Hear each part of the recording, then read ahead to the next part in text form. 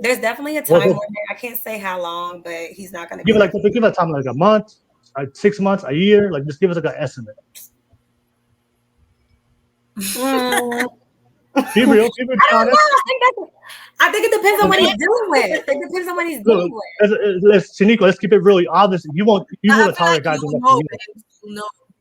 You wouldn't tolerate for the year. Let's be honest here. So there has to be a time. I'm not going to tolerate it forever. No, like okay, let's 30 days. Okay, 30 days. 30 days. Let's do 30 days. I think that's fair. Straight for the kill. But this is why I asked you this question, and right, because I asked you a very direct question and you couldn't answer it.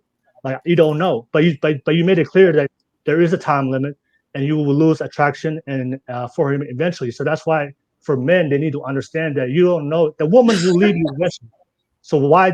That's what I'm saying is instead of complaining and being vulnerable with your woman, take accountability and fix it. If you want to be a great man and be a great provider protector, don't put yourself at risk because women, like I said, it's biologically in your nature to prefer strong men. It's within your nature. It's biological. Like, I'm not going to lie. I agree. Because it's the same, like, ladies, like, think of it from our point of view. Like, when something's wrong with us and we sit with our girlfriends, we can sit with our girlfriends for, like, 3 or 4 hours, like, drinking wine and just talking about the situation.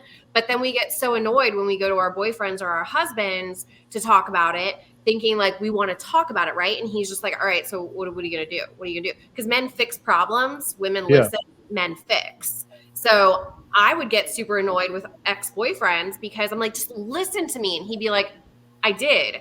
What do we want to do to fix the problem? And it would frustrate. And this was like me in my 20s, you know, and it would frustrate me to like no end because I'm like, I just need to listen to what I'm saying. He's like, I did listen. How do we fix the problem? And so I say it now, like I have girlfriends where they will tell me about the same problem over and over and over again. And I'm finally getting into this mindset of like, I think like a man now where I'm like, all right, I've heard this story 15 times. What are you going to do to fix the problem? I've given you like 3 different solutions to fix the problem. You haven't done any. And I literally told one recently, don't talk to me about this anymore. Until you're ready to actually take action, I don't want to hear about this anymore. And I think that's the disconnect between men and women is women want to talk, men want to fix. So we express our life has changed, right? Life has really changed. A man can't be emotional or vulnerable with you. A man's going to be emotional and vulnerable with you when you are a safe space for a man and you give him peace, he will be emotional and vulnerable with you. Yes, that's true. That's what I'm stating.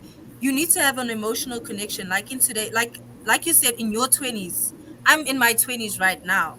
So the generation has really, really changed, like really, really so much that women have actually become the men.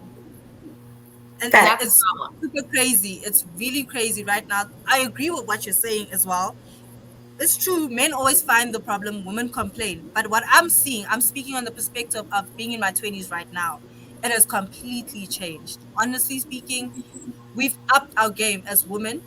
Therefore, we've learned to study a man's mindset that we're able to walk now in their shoes. Therefore, you have the argument of a feminist happening. Are you a feminist or not?